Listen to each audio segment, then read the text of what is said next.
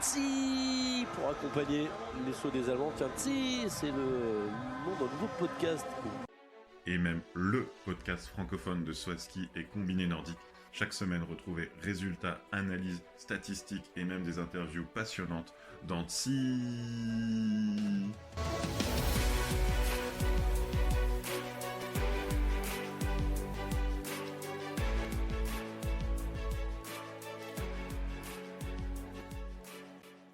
Bonsoir à tous et bienvenue pour ce 14e épisode de TSI, le podcast en français du saut à ski et du combiné nordique.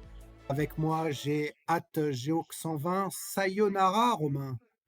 Sayonara Will-san. Et Bonsoir, oui, content de te retrouver. et oui, moi aussi, Sayonara, car nous étions à Sapporo ce week-end pour le triple de Sapporo. 3 épreuves, hein. Il y a beaucoup à débriefer en saut à ski. Et puis, nous parlerons Guten Tag, nous serons à Klingenthal pour le combiné nordique. Klingenthal qui a remplacé ce pauvre concours de Chaux-Neuve qui a été annulé. Et donc, on débriefera aussi Klingenthal en combiné nordique. On enchaînera sur un mot sur la Coupe continentale de Tso d'Eisenherz, qui avait aussi son importance chez les hommes, notamment en vue des jeunes sauteurs autrichiens et moins jeunes qui auront la chance de sauter au vol à ski. On a les premiers résultats du Festival olympique de la jeunesse européenne. Je le dirai qu'une fois, je pense. On dira les Foges jusque-là. Et on débriefera, enfin débriefera, non, on donnera quelques résultats rapides des universiades parce que là, le niveau n'était quand même pas au rendez-vous. Parfait. Et donc, je vois que tu nous as affiché un superbe tableau en couleurs. Alors, qu'est-ce que tu veux nous dire sur ce Sapporo? Et là, pour ceux qui nous ont écoutés après Zakopane, on a parlé loterie. Et je crois que c'était qu'un entraînement avant ce qu'on a pu voir ce week-end à Sapporo, surtout samedi et dimanche. Et ce qu'on voit à l'écran, et pour ceux qui nous écoutent, c'est l'écart de place d'un sauteur entre son saut de première manche et son saut de deuxième manche. Et quand on a quasiment 10 places d'écart, comme c'était le cas ce week-end à Sapporo, ça veut dire qu'un sauteur qui était 10e du premier saut, il a fait 20e ou premier du deuxième saut, ce qui fait une place moyenne entre soit 5e, soit 15e. Mais Mmh. ça veut dire surtout des gros écarts dus au vent et des phases de vent euh, assez dramatiques en termes d'écart que ça constituait. Par contre, je sais pas ce que tu en as pensé, mais quand c'est du vent de face, je trouve que ça passe un peu mieux les loteries. Ouais, ça passe beaucoup mieux. Après Sapporo, on connaît le climat assez particulier de ce tremplin et c'est vrai que, il y a eu beaucoup d'attentes, entre certains sauteurs et comme tu le montres là sur ce tableau, on a eu, des grosses remontées, des grosses reculées et des classements, assez, spécifiques, hormis les tout meilleurs, selon les concours, selon les conditions de vent.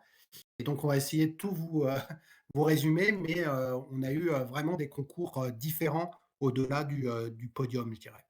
Voilà, et ça permet de voir donc je pense qu'on vous l'affichera d'une façon ou d'une autre, mais le concours le plus stable de la saison, et on l'a bien ressenti comme ça, c'était Bischofshofen, avec finalement à peine 3 places d'écart entre les sauteurs entre leur première et deuxième manche. Donc ça veut dire que finalement leur niveau était assez permettait de s'exprimer de façon constante. On a Wisla aussi, et on avait un peu de vent quand même à Wisla et à Ruka. Et ça permet aussi de voir qu'on a eu une belle tournée assez équitable. Je crois que ça correspond à peu près à notre ressenti.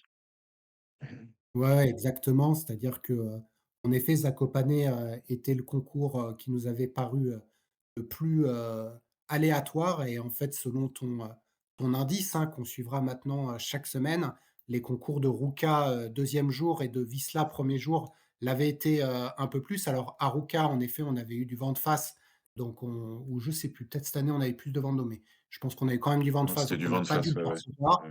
Et puis le premier concours de Wisla, de toute façon, c'était l'été. Donc c'est vrai que c'est à Zakopane qu'on a commencé à plus le percevoir, mais clairement là, samedi et dimanche, à Sapporo, c'était, le concours durait des plombes, quoi. Ah oui, là, ouais, de dire merci aux players quand on regarde en différé de l'avance rapide de 15 secondes là pour quand ils sont sur la barre et qu'ils ont le feu jaune. Ça permet de dynamiser un peu le visionnage et c'est vrai que ceux qui ont dû regarder en live ont dû avoir le temps long, quoi. Surtout à 8 heures du matin. Heu, Mm. Tu sais, pour ceux qui veulent faire de la méditation, je trouve que se mettre un petit, concours de Sapporo, du dimanche là, parce que, on n'est pas avec les vuvuzela, de la ruche de Zakopane là, hein. C'est plutôt tranquille. C'est vraiment zen, je trouve. On entendait un peu les corbeaux, c'était plutôt sympa le dimanche, franchement et puis le concours était très, très long. La cérémonie, elle a été super longue à la fin. Je me suis endormi en attendant j'attendais des interviews. En fait, ils sont jamais venus, à part Kobayashi qui a dit, «Onimusmasu, Tabasamu, Sabaras». J'ai très bien sauté. Bah ouais, tu as gagné, ouais. Donc, je sais pas si toi tu as eu la Ah même bah chose écoute, de ton côté. j'ai pas eu l'interview, mais je crois que c'est pas très surprenant ce qu'il a dit. Et non, effectivement, c'est une ambiance. Mais j'ai noté qu'il y avait quand même du monde en tribune ce week-end. La grande tribune en béton là sur le côté, qui était plus remplie Ouais, que notamment les épreuves féminines qu'on a vues il y a 15 jours. Et bon, les Japonais non, aiment. mais comparé à la tournée ou à Zakopane, il y avait personne, quoi. Attends, il y a quand même 2 millions d'habitants à Sapporo, tu Ouais, c'est vrai. t'imagines, tu fais ça à Varsovie, le truc il est plein. Mais non, mais ça fait son charme aussi et c'est vrai que du coup c'est un peu le tremplin de la douceur quoi, le Sapporo, hein. C'est super lent à la table, on verra dans les vitesses, les mecs ils passent à 2 à l'heure. Par contre au niveau vol, j'ai vraiment kiffé, on est, sur un préavis de vol à ski là, qui était plutôt sympa, hein. Notamment le dimanche, bah, comme tu le montres où il y a eu du vent. Exactement. Et d'ailleurs, bah, tu m'enlèves les mots de la bouche. J'ai mis que quand les périodes de vent de face, là, quand il y a eu des grosses, enfin des périodes sur trois quatre sauteurs, vraiment le coup de pompe magnifique. En plus, vent peut-être genre 1 mètre seconde à la table et 3 mètres seconde de face en bas. C'était du vol à ski, quoi. Ils avaient les skis qui remontaient au niveau des oreilles, ils planaient. Et je pense même qu'on peut déjà identifier quelques favoris en dehors des grands noms de la Coupe du Monde qui vont rester devant. Par exemple, je me suis noté Zach Mogul, évidemment Domen Preutz, des sauteurs où on a vu tout de suite que dès qu'il y avait ce qu'il fallait sous les skis, ça fuse, quoi. Ouais, ouais, il y avait, c'est ça qu'on Mm. verra, dans les différents résultats. Il y a des sauteurs qui se sont, illustrés pendant ce week-end, qui sont moins devant les autres week-ends, de 2 sortes. Tu as eu les sauteurs qui ont eu de la chance, comme, Alexander Jnichkol, lors du concours de samedi, enfin, en tout cas à la première manche où il termine, 3e. Et puis, ceux qui sont plus des voleurs comme Timi Zeist, ou même Johan André Forfang, qui était très près du podium, le dimanche. Oui, c'est ça, on a vraiment retrouvé la Zeich, il enchaîne 3 quasi top 10 alors que les conditions étaient variables et puis, certains là-bas, on peut commencer presque que par la fin. Il y a des sauteurs, comme Domen Preutz, aucune qualification même depuis, plusieurs week-ends. Je t'envoie même en privé, il a un totem d'immunité. Comment ça se fait qu'il est encore dans l'équipe? Et là, on lui Mmh. met un peu de bonne face, comme il faut, bien dans l'axe, quatrième. Voilà. Et ça place le bonhomme, quoi. Domaine, ça y est quoi, on l'a retrouvé et lui, c'est ce qu'on s'était dit en fait, c'est que, franchement Vando, il s'ennuie ferme quoi. C'est pas son truc et là, clairement, dimanche, il était, franchement j'ai cru qu'il allait faire podium là. Quand son frère, a sauté et qu'il était toujours devant, je me suis dit: «Ça va le faire». Il termine 4, il a vraiment pas été loin. Ouais, et c'est Eisenbichler qui a pas été flamboyant non plus le reste du week-end, qui est plutôt en toute fin de top 30 et qui fait un podium sorti de nulle part, son premier podium de la saison, le deuxième podium allemand. Bon, tous les sauteurs, dans les peu d'interviews que j'ai vues, ils ont tout à fait conscience d'avoir sauté dans des conditions particulières, mais bah, tant mieux pour lui, hein, il en a profité. Oui et puis, enfin tu prends le cas d'Eisenbichler, quand on regarde son week-end, sur les 3 concours, ça a pas été le meilleur. Moi, dans mes calculs, je le place que 21e, donc ça montre vraiment que, quand tu as eu les bonnes autant Tim Izach, il est 5e de mon classement, donc ça veut dire que globalement sur les 3 jours, il a aligné les bons sauts.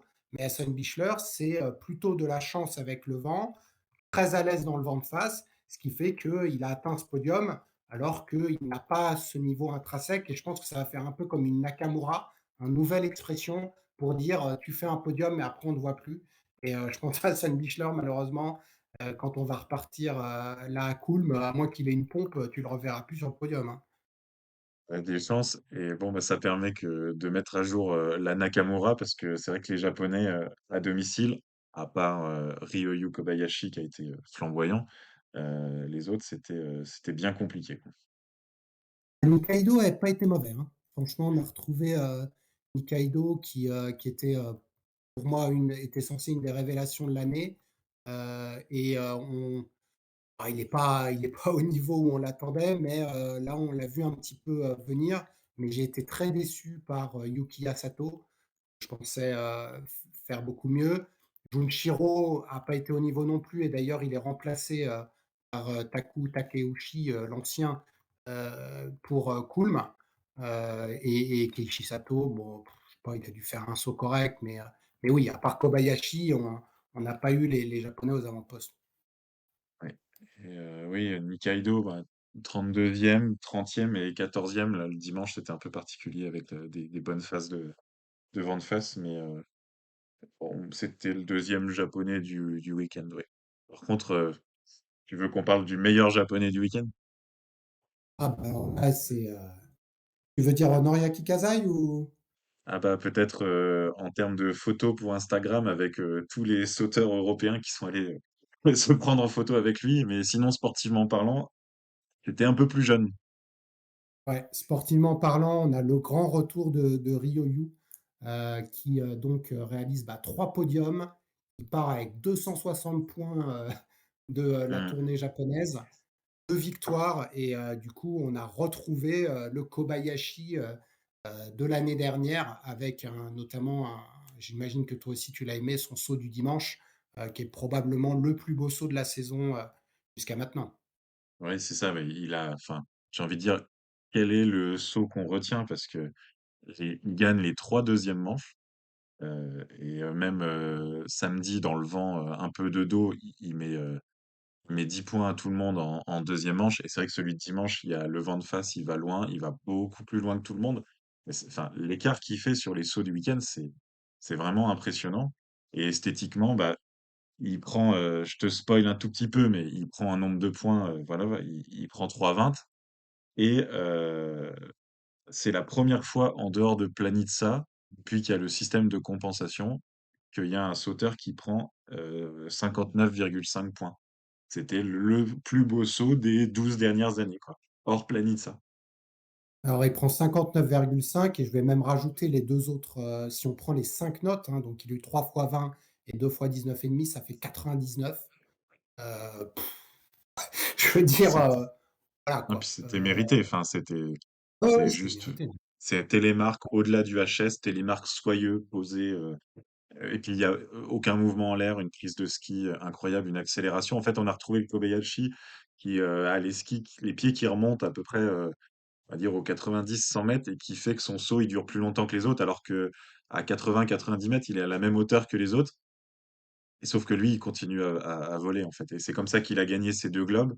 Et c'est ça qui fait que des fois, souvent, ça fait oh là, mince, il est pas très haut. Puis bah non, en fait, il met 20 mètres de plus, 30 mètres de plus.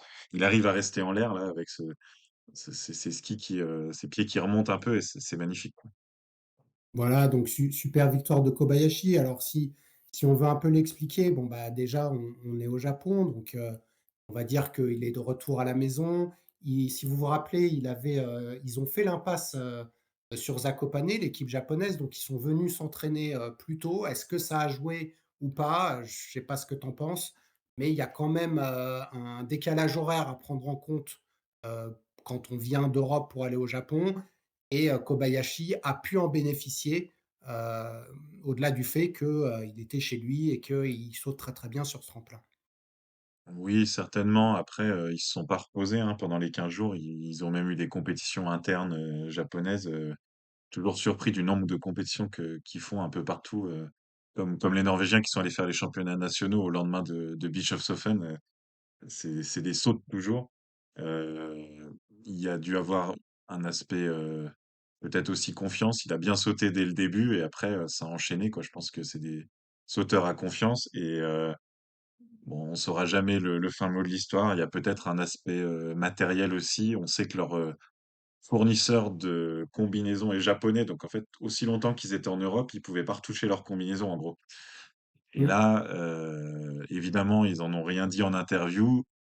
Là, ils sont revenus dans la bataille, surtout Kobayashi, mais tant mieux, ça remet de l'équité et puis, s'il est relancé comme ça, la fin de saison peut être magnifique. Je pense qu'au général, il est passé de 21e à 7e et on parle pas d'un deuxième week-end de la saison, on est déjà, à la moitié de la saison, donc il fait un nombre de points, phénoménal. Je pense qu'il peut pas jouer tout devant parce qu'il a trop de retard, mais il y a des championnats du monde qui se profilent. Donc, Ouais, voilà, il va se concentrer là-dessus. Il peut viser la 6e place du général puisqu'en effet, il est revenu à 60 points de Fetner. Il est encore à 200 points de Joie et il est à plus de 520 points de Lanišek, hein, donc il y a encore, de quoi ouais. faire. Après Kobayashi, je dirais que le deuxième sauteur du week-end, c'est pour moi Halvor Egner Granerud qui a fait 220 points. On est sur 8 podiums consécutifs, pour Granerud, donc une série qui a commencé lors du premier concours de la tournée à Oberstdorf. Donc Granerud, il est largement au-dessus et il grignote petit à petit, sur, David Kubacki puisque maintenant il n'a plus que 48 points de retard dans la course au globe. Oui, Granerud, il continue, sa série, comme tu le disais. Il a été dans le top 5 des 6 manches du week-end. Donc quand on vient de parler du vent, dans tous les sens et compagnie, il était, 3e, 3e, 2e, 2e, 1er, 5e, toujours dans le top 5. Donc ça fait une fiche de stats, 3 podiums en 3 épreuves. Et après la légère, dégringolade de Koubaki, c'est le dernier sauteur à avoir fait top 5 de toutes les épreuves de coupe du monde depuis le début de la saison, hormis la fois où il a été disqualifié à Ruka. Mais là, c'est pas sportif. Ça veut dire Exactement. qu'il est sur une régularité, hallucinante. Koubaki, on pouvait dire exactement la même chose avant ce week-end, régularité incroyable, mais petit fléchissement, 2e, 4e et 11e, sa première épreuve en dehors du top 6 depuis le début de la saison. Après au niveau points, hormis, Granerud et Kobayashi, c'est quand même il rapporte plus de points notamment que Hans Elanisek dont on parlera. Il met plus de points que, ou quasiment à égalité avec Stefan Kraft donc c'est vrai que cette 11e place, lors du dernier concours, qui est d'ailleurs son plus mauvais résultat de la saison parce que lui donc n'avait pas été disqualifié et jusque-là avait fait comme plus mauvais résultat une 6e place. Donc là, 11e, je pense que c'est un petit couac, il y a un petit peu de fatigue aussi, hein, parce que depuis qu'il a le maillot jaune, bah, Mmh. on a, cette pression quand même, hein, constante, hein, pour celui qui a le maillot jaune et qui fait qu'aujourd'hui, David Kubacki, bah, il a un peu, baissé la tête, mais ça n'empêche pas que, il reste encore, d'un très bon niveau et pour moi sur le week-end, il est quand même dans le top 3 même si, les 2 étaient, largement au-dessus de lui et je mettrai à égalité, Stefan Kraft, qui a fait, lui aussi un concours du dimanche, un peu plus décevant, qui a gagné le samedi dans de largement meilleures conditions que les autres. Oui, Voilà, il l'emporte. Mais au global, il repart avec 158 points et se rapproche de, Hans Elanisek qui n'est plus qu'à 120 points. Donc lui peut clairement viser la 3e place de, la coupe du monde. je confirme que Koubaki est le 3e sauteur du week-end, donc malgré sa fiche de stats, un tout petit peu, en dents de scie, mais on est devenu exigeant. C'est vrai que c'est plutôt en termes de vol, il a un peu perdu cette accélération en vol, en fait, il lui manquait un peu ça dans le vent de face. Hem, on a hâte de voir finalement, je pense que le luge de paix, ça va être le vol à ski le week-end prochain. Parce que là, Mmh. c'est l'accélération en vol qui va être déterminante pour savoir si c'était juste, un peu de malchance, à Sapporo ou si, c'est son système de saut qui est comme ça. Voilà et puis dans le top 5 des cadors du week-end, on va nommer, Andreas Wellinger qui a fait un super week-end et notamment il est arrivé avec, beaucoup de hauteur, hein, donc ce qui montre qu'il est, qu'il retrouve son haut niveau. Donc Wellinger qui a fait 8e, 7e et 12e, donc pas de performance extraordinaire puisqu'il ne fait que, entre guillemets, 7e, mais une régularité. On continue à être sur une lancée d'une tournée qui a été plutôt réussie pour lui. Et donc Wellinger qui, avec sa 11e place, lui se place pour rentrer dans le top 10 de la Coupe du Monde et qui, depuis la tournée, en tout cas de mon point de vue, est dans les 10 meilleurs mondiaux actuellement. Ouais, ouais, il fait des beaux sauts avec cette belle forme de vol à l'allemande. On voit là sur la feuille de stats qu'il faisait des manches assez variées, beaucoup d'écart entre son saut de première et deuxième manche, mais du coup, Mmh. cette capacité à toujours sortir au moins un bon saut et jouer devant. Et ça fait de lui ça fait de lui, oui, effectivement, le cinquième meilleur sauteur du week-end. Voilà, on peut citer rapidement Tchouafénig, qui était à peu près dans les mêmes eaux. Ouais. Peter Preutz, qui était pas mal dès qu'on lui met un peu de vent aussi. Stor, assez constant tel qu'on peut être constant dans le vent. Ouais, il y a un sauteur dont je voulais parler, et d'ailleurs, on le retrouve bien classé dans le classement il serait même 12e sur le week-end, c'est Gregor Deschwanden. C'est un peu la satisfaction que je voulais mettre en avant sur ce week-end. Euh, 10, 15 et 20, trois fois largement dans les points et dans la continuité de ses bonnes performances depuis la tournée.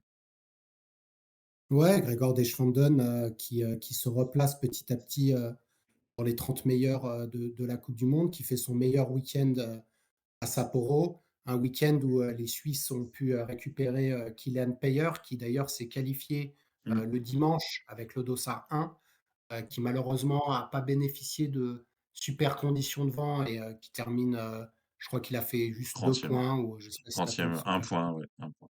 1 point, voilà. Mm.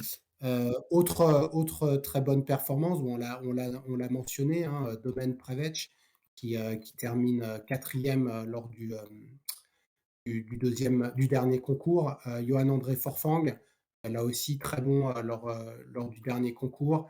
Tu as mentionné, Peter Preveč, qui, lui adore de façon générale, on a vu des Slovènes au top niveau avec ces conditions-là, hein. Les frères Preveč, Timi Zajc, je pense que tu l'as pas cité, mais Timi Zajc était clairement en train de remonter, hein. Moi, lui et Schöffening, quand on regarde sur les 4 derniers concours, ils sont quasiment dans le top 5, hein, avec Camille Store et derrière les quatre cadors que sont Granerud, Kubaski, Lanisek et Kraft. Et puis j'ai bien aimé Sundal aussi, qui a été tout à fait correct et qui s'affirme. Il est jeune, hein, donc on ne l'attend pas dans le top 10, mais il s'affirme petit à petit. Ouais, ouais, je suis plus réservé, mais je j'ai pas beaucoup plus d'arguments, mais il était quand même. On sent que c'est toujours un peu à la limite. Euh, ouais, j'aime pas trop, moi.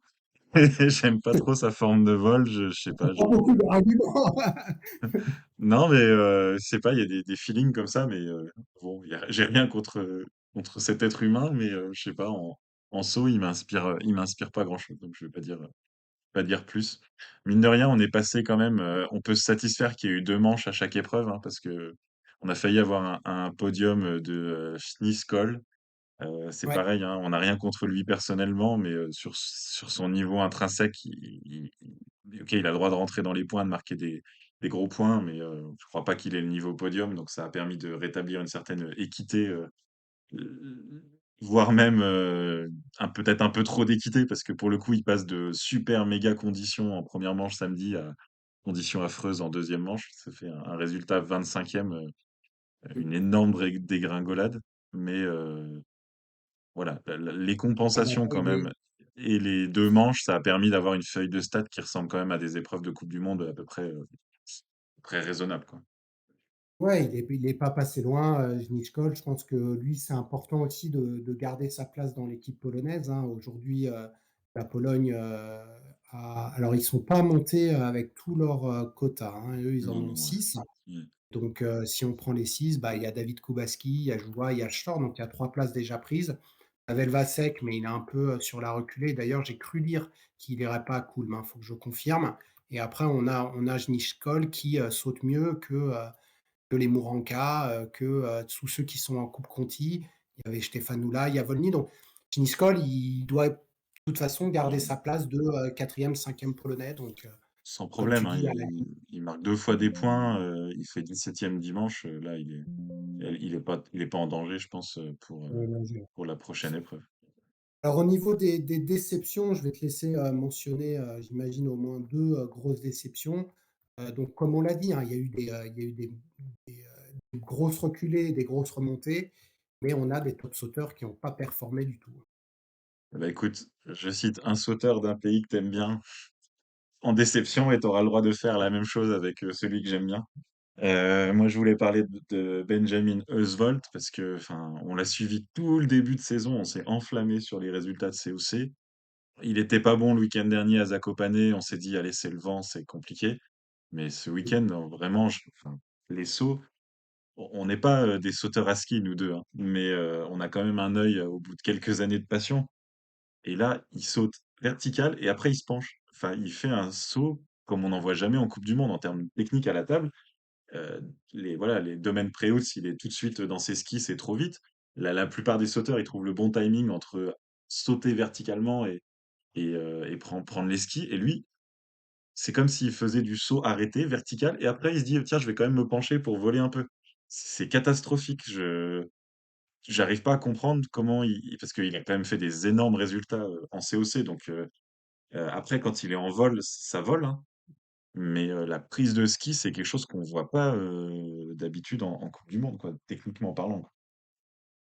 Ah, je pense que bon, je vais pas le défendre parce que c'est vrai que, on avait à peu près ce juge en disant: «Tu es top en coupe conti, tu es, limite top 30 en coupe du monde». Ça s'est, vérifié plein de fois. Ça s'est vérifié avec Roch Maslow, ça s'est vérifié avec Zach Mogel, qui a terminé 10e du premier concours. Ça s'est vérifié avec Egner, avec Leitner. Leitner, Bon, la oui. plupart du temps, quand ils sont montés, ils ont bien réussi. C'est vrai que lui, là, ça fait 2 week-ends. Bon, bah, c'est un peu le phénomène, hein. C'est-à-dire que, pas d'étincelle, mais c'est pire que phénomène, hein. C'est-à-dire que moi, je suis d'accord avec toi, il a pas fait un seul bon saut. J'étais déçu parce que c'est vrai qu'on l'avait un peu big up, pendant Mmh. les événements. Alors, faut voir parce que du coup, là, tu as eu que des loteries, donc je pense pas de toute façon qu'il aille à Kulm, hein, donc on n'aura pas Et on n'aura pas le fin mot de l'histoire, hein. je sais pas, là, c'est plus, enfin, la façon de prendre les skis, c'est indépendant du vent, c'est les 20 premiers mètres. Et après, pourquoi pas, je pense qu'il vole, hein, Non, mais il ira pas enfin, il parce que a C'est Bjoreng qui ira. Ils ont déjà il a chopé la place avec le quota, on en reparlera, mais je pense que Oswald, là, avec le retour de Johansson, je pense que c'est terminé, on le verra plus. Bon, tu es allé chercher quand même un mec, du fin fond du frigo, là. ouais, mais Moi, je te qu'on prends citait, oui, enfin, qu'on citait tous les week-ends, par les résultats continentaux. Il y ah avait une mais bien sorte, sûr, bien sûr. Il y avait une attente, d'excitation. il y avait une attente. Exactement, il y avait une attente. Zach Mogul, a été là et lui, il n'a pas été là. Mais moi, j'ai quand même Hanzé Lanisek, hein, parce que là, Ah oui, c'est heu, vrai. c'est le premier concours où clairement, premier week-end entier où, il est pas là, quoi. Il y a pas eu, j'ai pas eu il a fait peut-être un saut correct où, il lève le poing en l'air, genre, «Ouais, c'était super», machin, mais clairement, c'est le Casper du week-end, quoi. Le gars, pas Ouais. au niveau, quoi, pas là où on l'attendait et c'est vrai que, moi, il m'a énormément déçu parce que tous les Slovènes étaient au taquet et lui non, quoi.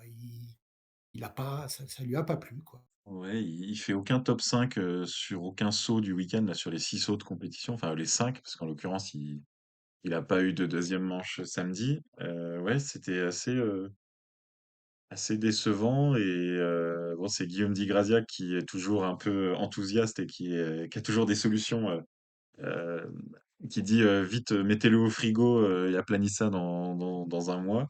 C'est vrai que Mmh. côté slovène, c'était l'énorme chance de médaille. On va voir, hein, peut-être qu'il nous sort un week-end d'enfer à Kulm et puis on oublie tout ça. Mais sur ce week-end, tu as raison, eh ben, il est à peine, ouais, à peine dans le top 20 du week-end, quoi. C'était, pas un bon week-end. Bon après, quand on regarde, au niveau des vitesses, c'est un des plus lents. C'est une explication. Je trouve que ce tremplin est déjà très lent, donc lui était encore plus lent que les autres, hein. Il a quasiment un kilomètre de moins que Wellinger. mais il y a pas, tu vois, j'ai fait là, on en parlera, le classement vente d'eau, vente face. Depuis le début de l'année, il est aussi bon en vente d'eau, vente face. Donc là, je pense que c'est vraiment une spécificité de ce tremplin. Peut-être il y a les histoires de jet lag, qui ont eu un impact sur lui, mais ouais, à voir si on est, un peu, dans le coup de mou. Et l'anisec, il le fait ça, hein. Il l'a déjà fait ça dans le passé, d'avoir des petits coups de mou comme ça. D'ailleurs, on l'avait dit au tout début, hein, qu'on trouvait que cette année, au contraire, cette régularité, alors est-ce qu'il repart dans ses travers? J'en sais rien. Le deuxième, c'est Karl Geiger, mais Karl Geiger, je veux dire, si c'est pour le citer comme déception à chaque fois, on Oui, va voilà. peut-être plus le citer parce que, enfin voilà, là, moi depuis, oh, il y avait eu un petit mieux à Zakopane, mais c'était pas non plus, Byzance, quoi. Non, c'est ça, depuis le côté, depuis Innsbruck, depuis le côté autrichien de la tournée et Ouais. bah, tu es sur un Allemand et tu l'avais, taclé. Je t'avais dit que tu dur le week-end dernier, c'était Philipp Raimund. Force est de constater que tes prévisions, de Zakopane se sont un peu réalisées. Il a été, f fond de top 30, ce week-end sans flamboyer alors que, il laissait entendre un peu mieux et on sentait quand même de là, pour le coup, de la fatigue, mentale. Je pense qu'il est arrivé à la tournée, il explose tout, 2e meilleur allemand, il passe dans les Mmh. Sunlight et puis là, il revient, il découvre que la coupe du monde, c'est sauter, tous les week-ends, c'est combien? C'est 9 sauts de compétition, au Japon, au bout du monde, d'enchaîner tous les 3 jours et là, je crois que il se prend la réalité dans la face, tout en restant, assez correct, hein. Mais, voilà, on l'espérait plutôt rentrer dans le top 10 et là, il rentre plutôt dans le rang, du top 30 tout court, quoi. Voilà, et un autre qui rentre dans le rang, c'est Lovrokos, qui, avait, lui, laissé entrevoir, une bonne suite de saison, après la tournée et Zakopane. Et là, il a pas été là, il a eu des problèmes de matos, et je crois que c'est le premier jour où il saute le dernier, ou je sais plus si c'était le samedi. Samedi, ouais. Ouais, je confonds un peu les week-ends. Alors, il s'avère que Lovrocos, là, j'ai un peu plus l'explication parce que sur les concours de vente d'eau, il saute beaucoup mieux que de vente face. Donc à la tournée, on était plutôt vente d'eau. Alors lui, pareil, hein, un Slovène qui préfère le vente d'eau, ça doit être méga rare. Donc Et bah, Lovro, il voilà, va se fiancer avec, Nika Preutz, il y a exactement. un couple qui va se former. Il y a un couple à se faire là. Il y a un Et couple à faire. pour finir sur Sapporo, est-ce que tu veux nous donner, les stats à Will, les stats du week-end? Alors on va bien sûr que je vais te donner, les stats du week-end. On va commencer par la vitesse. La vitesse, et notamment les bonnes performances. Donc là, on est, sur le tremplin le plus lent, hein, de la saison, avec une vitesse moyenne à 86,5 km/h. C'est pour comparer à Zakopane, qui était le tremplin le plus rapide, on était à 91,1, donc quasiment 5 5 km/h. kilomètres/h sur Ouais, la 5 même km/h. quasiment la même taille de HS, comme quoi Exactement, donc un c'est un tremplin très lent, il y avait un peu de neige, voilà, ça a freiné. On a eu, bah, les, usual suspects, hein, Mackenzie Boyd Klose, Andy Wellinger, Karl Geiger, Antti Aalto. Voilà, bon, c'est les classiques, avec la vitesse à la table. Et alors en style, eh bien, nous avons un nouveau vainqueur. Une nouvelle fois, hein, là, la compétition de style, vraiment intéresse beaucoup de sauteurs, hein, qui veulent, repartir avec leur trophée. Et bah, est-ce que tu saurais, qui a gagné cette compétition de style? ouais, je vais faire genre il y a du suspense. Attends, je réfléchis, je dirais, Ryoyu Kobayashi. Exactement, très bien joué, c'est Ryoyu Kobayashi qui remporte sa première compétition de style, sachant que jusque-là, il n'avait fait que 8e, hein, comme meilleure, performance. Donc on est, sur un changement complet, une moyenne à 18,89 sur les 5 juges sur les qualifs, et sauts, hein, donc pas mal de sauts, cette fois-ci. Il devance, Halvor Egner Granerud de 18,76, qui n'a toujours pas gagné un concours de style. Il est deuxième. Troisième, Stefan Kraft avec 18,52, lui avait gagné le concours de style à Zakopane. Quatrième, Andreas Wellinger, et cinquième, Piotr Joua. Je ne l'attendais pas là, mais il termine cinquième, Tiens, ici à Sapporo, alors que c'est plutôt un mec, qui aime le vent de face. Donc voilà. Et Andrzej Lanisek est seulement dixième. C'est sa plus mauvaise performance en termes de style. il faut Donc dire qu'il clairement, ça il pose pieds confirme, il n'a joints. pas. Bah, non, mais il Voilà. pose pieds joints dans la pente samedi, dépité, je sais pas, à 110 mètres, 105 mètres. qu'il a dû se prendre des Ah, 15, donc il a ça l'a plombé, oblitérer ses chances, ouais. exactement. Et avant de passer au combiné pour donner, des petites stats au niveau, vente d'eau, vente face, donc j'ai fait, un peu comme tu avais fait, chez les femmes, le classement du vente d'eau et le classement du vente face. Ah oui, Donc en vente d'eau, on retrouve plus ou moins le classement de la coupe du monde, hein. C'est David Kubacki 1er, 80 centimètres d'avance sur Halvor Egner Granerud, 4 mètres d'avance sur, Lanišek, et après on a Joua et Fettner. Donc bon, OK, ouais. à Et part Fettner, à ouais. part Kraft, Oui, c'est vrai, le ouais. classement classique. Mmh. Et en vente face, premier Halvor Egner Granerud avec presque 2 mètres d'avance sur David Kubacki, troisième Ansel Anisek, quatrième Stefan Kraft, cinquième Joua. Et on a un gars comme Tivi Zajc qui est 17e en vente d'eau, 7e en vente face, Peter Prevec 21e vente d'eau, 12e vente face, Forfang 28e vente d'eau, 17e vente face. Et l'inverse, comme ton ami, Monsieur Raymond, qui lui, bah, en effet, grâce à ses résultats à Sapporo, il est 26e du classement du vent de face et 16e du classement du vent d'eau. Et ça montre, hein, les spécificités de ces sauteurs. On le verra petit à petit parce qu'on a eu plus de vent d'eau de vent de face, hein. Donc je pense que le classement va petit à petit se corriger et ça va être intéressant de voir ensuite. Je pense que je te ferai un classement des vols. Le classement de vol, ça peut être Oui et un beau qui truc. risque de se enfin, tous les noms que tu viens citer, vent de face. Alors même si on a du vent de dos à Kulm, les spécificités du vol à ski et la vitesse, de déplacement font que les favoris, enfin les meilleurs en vent de face seront certainement les meilleurs qu'on retrouvera dès le week-end prochain à Kulm. Donc là, c'est quand même assez cool. Fin janvier, premier week-end de vol à ski de la saison. Bah, on a hâte de voir ça. 2 épreuves, classiques, une qualification. Il y aura des batailles aussi, hein, pour rentrer dans la qualif, hein. On n'oublie pas qu'ils sont que 40 à sauter en vol à Oui. ski, donc quand on voit la densité du plateau, il va pas falloir se rater en qualif, vendredi. Ouais, alors tu dis Kulm, mais la vraie ville, c'est pas Kulm, hein. C'est Bad Mittendorf, hein, c'est un tremplin qui est Oui. situé en Autriche, un tremplin qu'on n'a pas visité depuis, 2020.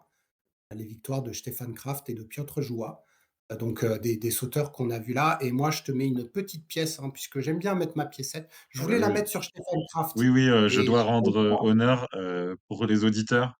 On l'a oublié l'autre jour, mais Will m'a confirmé dès la fin de l'enregistrement, il avait mis une pièce sur Kraft et il gagne une des 3 épreuves. Donc voilà, donc là, voilà. je le mets sur Timi Zajc. Je prends un petit risque parce que je vais pas la remettre sur Kraft. Je pourrais la remettre, mais là, je la mets sur Timi. Allez, à voir, hein, à voir Timi, s'il te plaît. Voilà, Et un confort de un podium de Zeich et on considérera que le pari est réussi. merci, Romain, de ta clémence, pour, heu, pour Timi. En Voilà parlant pour, de vas-y. Clémence Egner, groupe national autrichien, je sais, c'est la pire transition de l'année. En tout cas, les Autrichiens vont intégrer leur groupe national à Kulm. Et on peut dire que peut-être on peut en parler tout de suite de la COC de Sceaux, comme ça on est dans la foulée. Ouais, comme ça c'est fait, Euh, on peut en effet mentionner la les COC. Autrichiens ont atomisé la concurrence ce week-end à Eisenhurst. Alors, petite remarque personnelle, faire la qualif pour le vol à ski sur un HS 109, c'est peut-être pas la meilleure idée de la saison, parce que on voit Mmh. que les Autrichiens ont atomisé tout le monde sur leur HS 109 à domicile. On a un Max Steiner qu'on a quand même pas trop vu sur le devant, vraiment tout devant sur le reste de la COC. Il fait premier et deuxième. On a Oui, Ulrich le bien nommé, Ulrich Volgenant qui fait troisième et deuxième. Et au total, les Autrichiens, en fait, sur ce week-end, ils prennent 775 points. L'ensemble des autres équipes fait 670 points. Voilà, je pense que ça donne une idée de la non, domination. Il mais devait je être pense 7 ou 8 dans les 10. Donc pour la qualif, pour Kulm, bah, bon courage aux entraîneurs, comme tous les week-ends un peu. carrément. Et il s'avère qu'en fait, tous les sauteurs qui avaient bien, réussi jusque-là, Ouais. c'est-à-dire qu'on a eu, en moyenne, des HS, 140, hein, on était à Engelberg, à Ruka, Planica, Sapporo, bah, Mm. ils se sont tous ratés, hein. Les Ondreringen, Van Hemmel, Aschenwald, Abdas, Buren, Björn, n'était plus là. Willumstad, ouais. Willumstad, ah non, Willumstad, c'était un peu mieux. Non, non, Willumstad, c'est le seul à avoir à peu près OK. réussi et Justin Tissot. Mais c'est vrai que Volgenat, bah, c'était sa première Coupe Conti, il a fait un super résultat. Marcus Rupic, le mec qui est sorti de nulle part, première Ah Coupe ouais. Conti, de cette année, le gars, il fait des résultats. Stefan Reiner, on l'avait jamais vu. Mmh. Il revient aussi, 1 Coupe Conti, super résultat et donc ouais, mais il y a un Slovène qui s'appelle Matija Vidic. On Ouais, avait pareil. déjà entrevu à Sapporo et qui a fait un super résultat et qui, permet donc tu parlais de la course au quota, donc je vais te Oui. laisser, à l'annonce des 3 quotas pour la prochaine, période.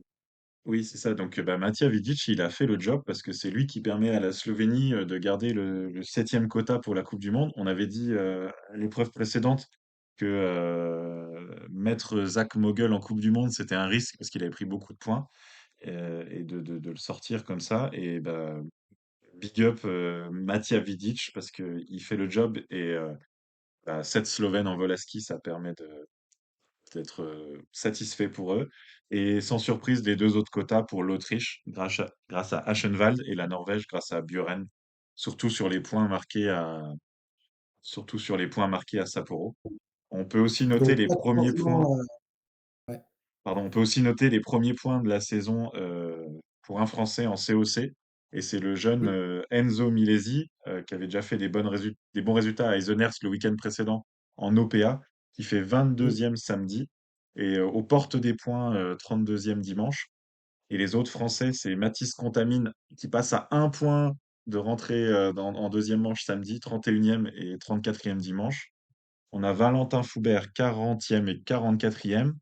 Et ils ont gardé, le même fonctionnement que d'habitude, donc le 4e Français de samedi, Alessandro Bapti, a laissé sa place à Jules Chervet, dimanche, qui fait 46e. On note aussi les 32e et 36e places d'Aman et je suis contractuellement obligé de le dire, la 15e et la 18e place de Pius Paschke. Tu as ton contrat avec Pius. Non, mais c'est vrai qu'Enzo Milesi, s'affirme comme le meilleur Français, actuellement devant Contamine et je dirais, Badby, même si, il a été un peu en retrait sur ce week-end. Mmh. Après je dirais qu'il y a Valentin et Jules Chervet juste derrière. Les quotas donc restent les mêmes puisque donc l'Allemagne ne récupère pas de quotas, donc Mmh. pauvre Pius parce que de toute façon, même s'il l'avait eu, Justin Guissot saute mieux que lui.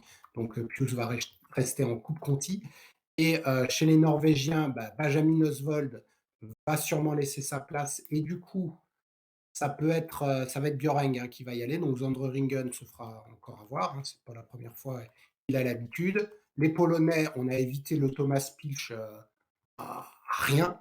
Et Oui, à sinon, 6 c'était points, ouais. Sinon, la là, ça aurait honte, été quoi. une catastrophe d'avoir 7 Polonais. Oh là, c'était Quand tu terrible. vois le niveau général, Ah non, ça c'était aurait été, terrible. dommage d'avoir un 7e. Il y avait Abdas, hein, en plus, hein, ce Ouais, il y week-end avait qui était Abdas. redescendu.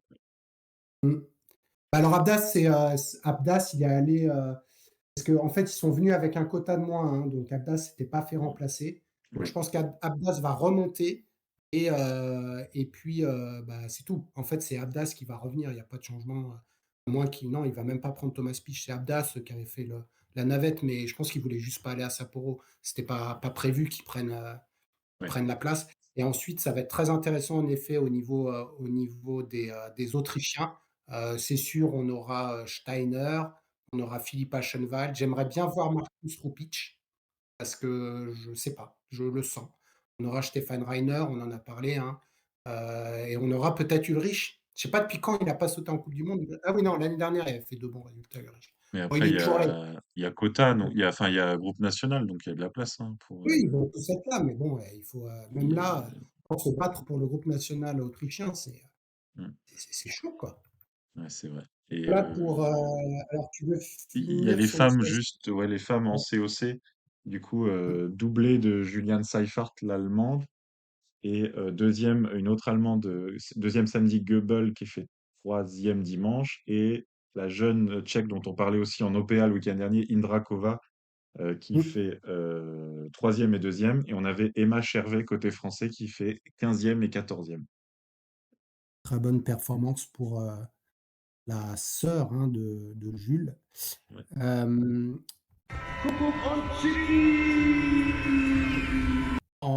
Il y avait du coup le festival olympique de la jeunesse OK. européenne. Ouais, bravo. Heu, Là, j'ai réussi aussi à le dire une fois. Donc on est sur une compétition, qui réunit les, 2005-2006. Donc là, c'est juste avant, c'est l'Alpen, hein, c'est plus ou moins l'Alpen, l'Alpen, c'est C'est même les jeunes de 2003-2004. l'Alpen, hein, parce que c'est Ouais, c'est les 13 à jeunes de 18. l'Alpen, Alpen, ils peuvent aller exactement. jusqu'à, c'est 2003 cette année ou 2004 et là, ça 2003, s'arrête à ouais, 18 ans. 2003, Ouais, 2004, donc exactement. c'est les jeunes de l'Alpen, et donc voire même, des compétitions, dès qu'on voit pas trop dans les compétitions internationales, du coup.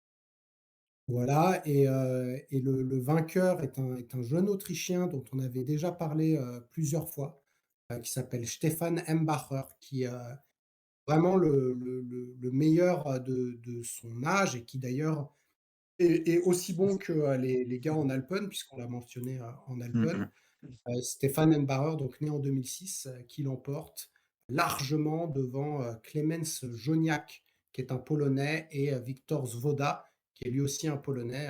Joniak est de 2005 et Swoda est de 2006. Ouais. Donc, belle Et victoire autrichienne,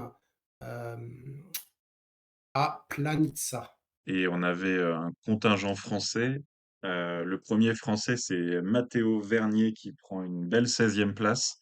On avait un deuxième français en deuxième manche, c'est Faustin Moureau, donc là j'écorche pas son nom aujourd'hui, qui fait 30e. Et on avait également Célestin Méline, 31e, donc qui passe à un rien de la deuxième manche, et Mathie Delaupe, 38e. Il y en avait aussi Ouais, chez les jeunes femmes, on en a parlé, Nika Preutz, donc la jeune Slovène qui, bon, bah, qui écrase la concurrence, mais c'est peut-être un peu moins surprenant. Elle est déjà vraiment établie en Coupe du Monde, donc voilà, dans une compétition pour les 13-18 ans, elle était largement favorite. Elle a gagné. Deuxième et troisième, c'est pas une énorme surprise, c'est Sina Arnett, la jeune Suisse. Enfin, de toute façon, c'est tous des jeunes, et Aneška Idrakova, donc qui a enchaîné COC et Foge, qui fait troisième. Et la déception, parce que ça se joue à un petit point, c'est Lilou Zepchi qui prend la quatrième place. Donc on a failli avoir une médaille française. Et ça se joue à vraiment pas grand-chose. Les conditions étaient stables, hein, les compensations sont toutes petites. Donc voilà. Euh, Dommage pour Lilou, qu'on avait vu sur le Sylvester Tour. Et on espère une bonne fin de saison. Maintenant, pour tous ces jeunes-là, on verra si certains vont au championnat du monde junior, je pense notamment à Mbarer. Est-ce qu'ils vont le mettre au ouais, ouais, championnat du monde junior et il voir va ce qu'il peut-être fait aller avec des plus âgés, des au 20 ans? junior, en tout cas, il sera à suivre. Les, championnats du monde junior, donc qui auront lieu à Whistler, c'est le premier week-end de février sur le HS 104 de Whistler. Donc on en parlera probablement la semaine prochaine, on aura les start lists. Tu veux Impeccable. vraiment parler des universades là?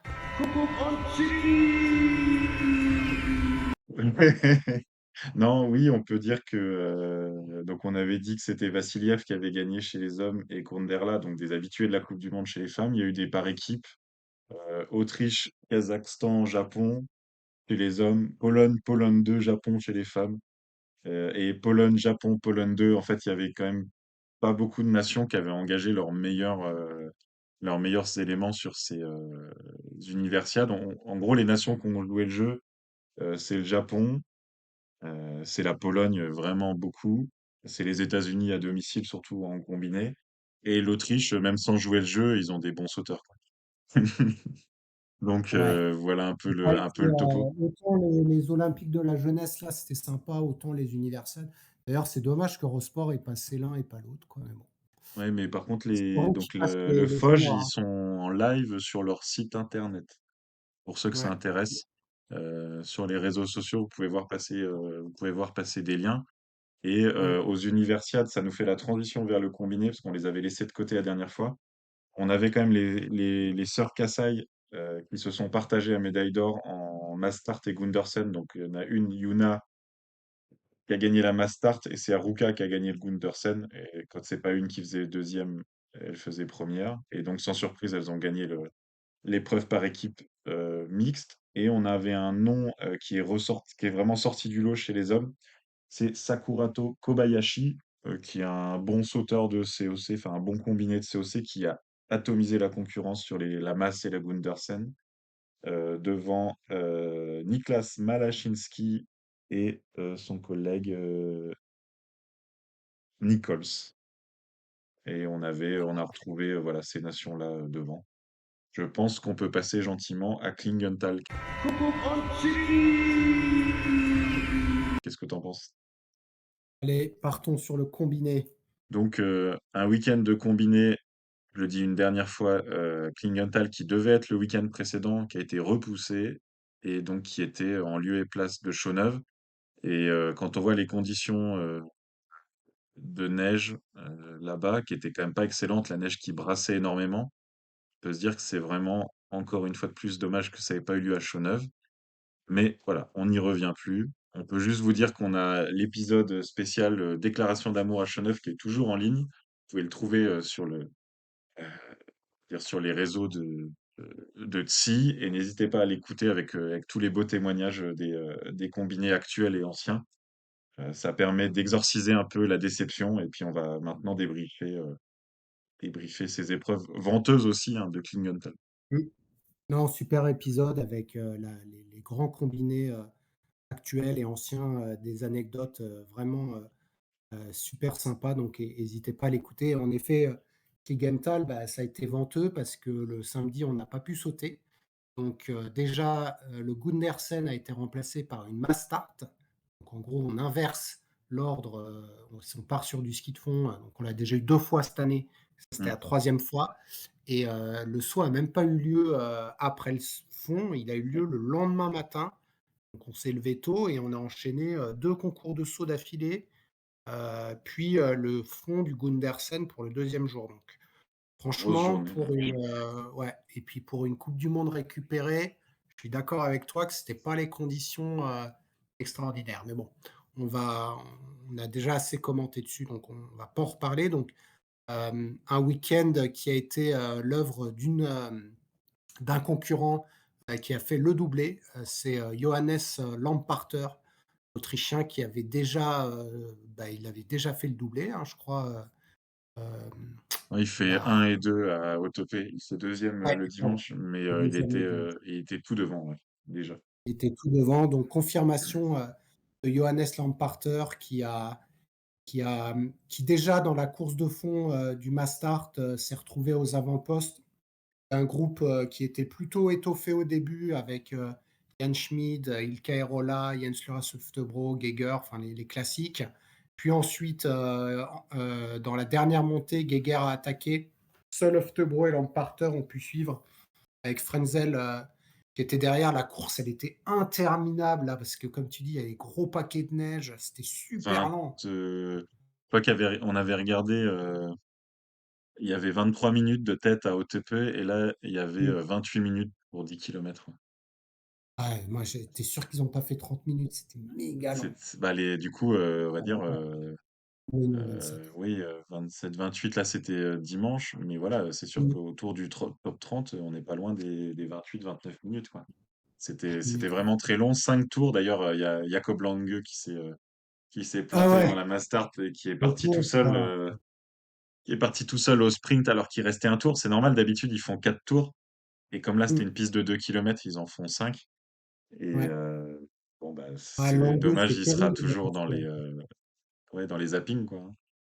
ouais, lui, il va être dans les zappings, en plus, il a mis du temps à s'en rendre compte, quoi. Donc le temps de revenir, c'était terminé, puis il a raté son saut, enfin le gars, il est tombé dans les profondeurs. Donc victoire de Johannes Lamparter qui devance un sauteur, Franz Josef Röhrl qui continue, qui saute très, très, très bien en ce moment. Oui. C'est lui, hein, le meilleur, au Best tremplin jumper, actuellement. des meilleurs sauteurs Best des 2 jumper. épreuves du week-end, ouais. Ouais, voilà, donc d'ailleurs, Ryota n'était pas là, En donc l'absence de Yamamoto malade et dans les mmh, absences, alors on avait beaucoup moins d'absents que le week-end dernier on avait beaucoup moins d'absents que le week-end dernier à Hautepé. Il y a 2 semaines, il y avait mmh, aussi, Grabach qui manquait pour ouais, Covid. Grabac, Covid, Rudзek, il avait eu le Covid, il est revenu, Oui, il manquait que donc mais lui, non, ouais. manquait que lui, Après, il y en a qui ont fait des trous comme Frenzel, mais sinon il manquait en effet que lui. Ouais. Et troisième du MAS, c'était, Jarl Magnus Rieber. Donc, Jarl Magnus qu'on n'attendait pas du tout, présent ce week-end, hein. Rappelez-vous, il a eu un virus, enfin un virus gastro, je sais pas trop ce qu'il a eu, mais en tout cas, il a été très affaibli pendant Noël. Il avait dit, «Laissez-moi tranquille, je reviens juste pour les championnats du monde». Et là, il est revenu et d'ailleurs, vous le voyez sur la fiche de stats, il est là et on voit pas son principal concurrent qui est, Jens Luras Oftebro. Donc, Rieber a pas du tout perdu le globe. Il a même repris des points sur Oftebro dans un week-end où il ne devait pas être là.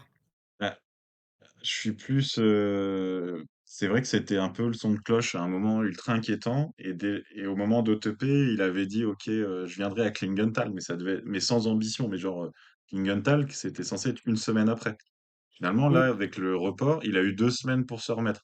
Du coup, je suis un peu moins extatique. Je me dis, là, il a quand même eu 2 semaines. Voilà, il a eu un virus intestinal. Il devait être quand même à un niveau tout à fait correct. Peut-être pas flamboyant, mais on n'est pas sur un exploit de résilience face à la maladie tel qu'il a bien voulu nous le vendre aussi. Il est un peu bon en marketing, River. Ouais, je pense parce que franchement, on l'a pas senti, bon, dans le mass, il était pas dans le top, hein, mais il a terminé 6e, donc il était quand À même dans deux le secondes, groupe. ouais, enfin, à quelques Ouais, secondes près. voilà, mais bon, il était pas devant. Bon, c'est pas lui qui a tiré la course, Non, mais de oui, toute façon, ça n'a servi à rien parce qu'Aerola, il l'a tiré et puis il est pas là, donc c'était pas non plus le but ou même Geiger, hein, qui termine 8e. Non, mais je suis d'accord avec toi, on l'a pas ressenti que le gars était malade, hein, clairement pas. En tout cas, il a très, très bien sauté et il s'est très bien défendu, même s'il a pas gagné. Bon, il s'avère que le deuxième jour, est-ce que, avec, sa pleine forme, il aurait battu Lamparter? Je suis même pas sûr. Il s'avère que Rieber, il vient jamais à Klingenthal. En fait, Lamparter, il gagne toujours à Klingenthal parce que Rieber, il vient jamais. Et c'est la première fois que, il y a le duel et Lamparter montre qu'il adore Klingenthal, mais là, il l'a gagné devant Rieber et donc ça montre en tout cas le niveau du coco oui. et notamment, au niveau du saut, quoi. Parce qu'à 3e du saut, Lamparter, il partait beaucoup plus loin, heu, même l'année dernière. Ouais, là, Lamparter, il fait un week-end phénoménal. Et c'est vrai que là, il fait des très bonnes performances en saut et en fond. Je me demande, peut-être à part les championnats du monde à Oberstdorf, si c'est pas la première fois, du coup, en Coupe du Monde où il bat Rieber à la régulière. Alors, dimanche, Rieber, tombe dans un des derniers virages, mais je pense pas qu'il serait passé. Il était pendu derrière Lamparter qui donnait tout sur les skis. Euh, Là, on a le Lamparter qu'on espérait voir depuis le début de saison, c'est-à-dire vraiment avec le même profil de Rieber, bon en saut et bon en fond. Et d'ailleurs, ça devient le plus proche concurrent. Il est remonté là avec, bah forcément, hein, il vient d'enchaîner 3 victoires et 2 deuxièmes places.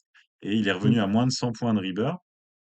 Et il a déposé Jens Lura Softebro qui nous fait un week-end très, très, très, très, très moyen.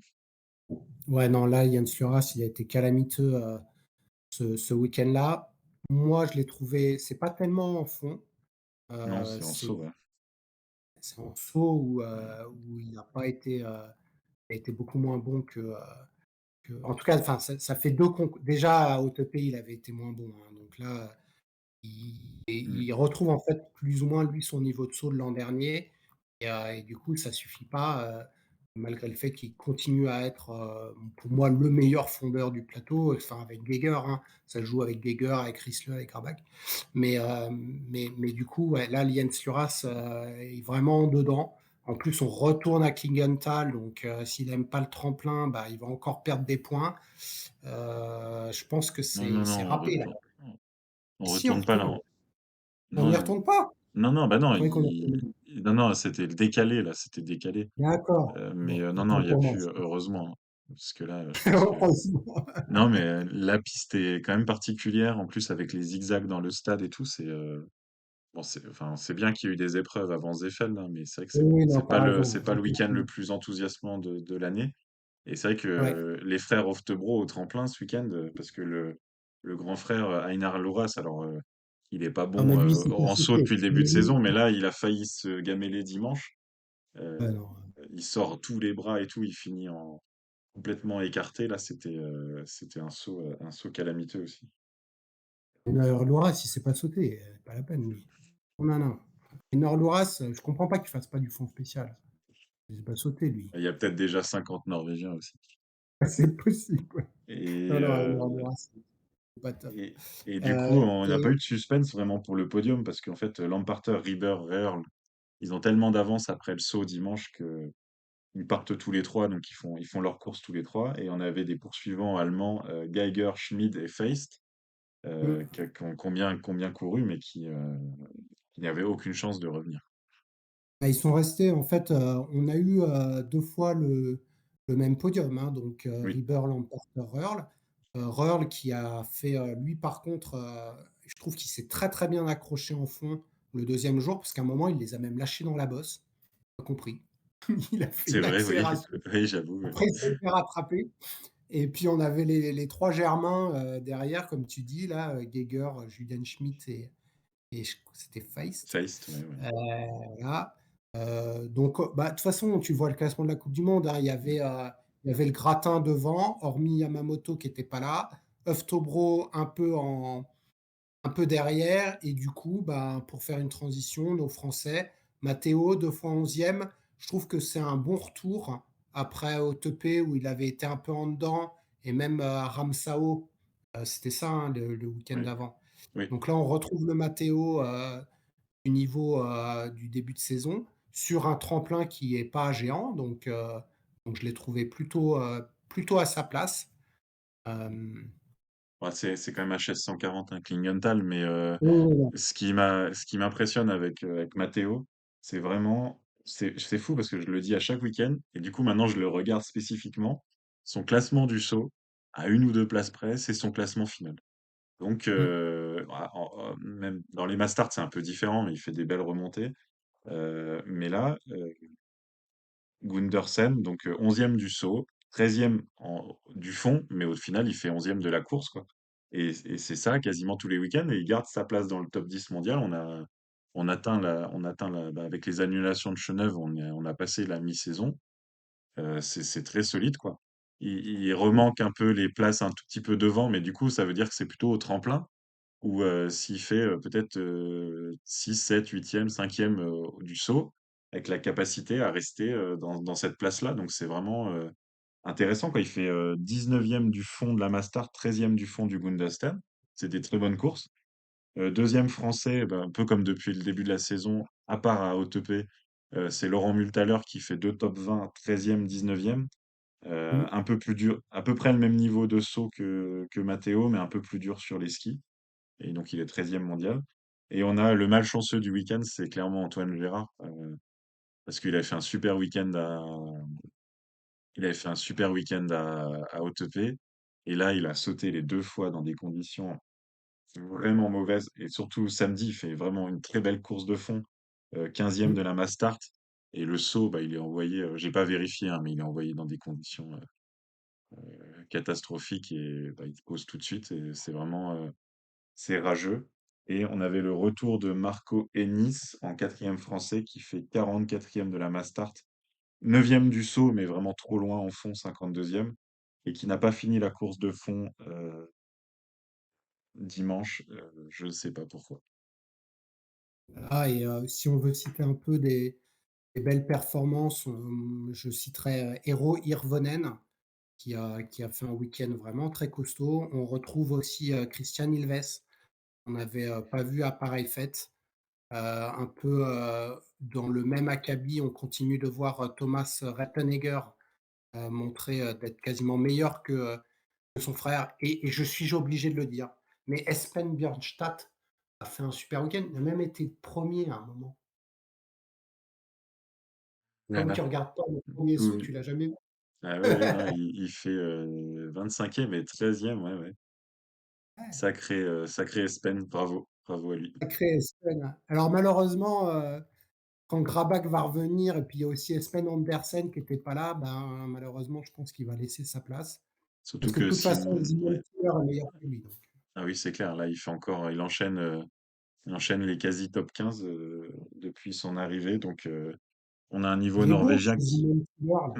Mmh. Ouais, et peut-être, parce que là, on commence au penser au championnat du monde et il pourrait bien, rentrer dans l'équipe de Norvège pour les et championnats du monde. et Skoglund là aussi là.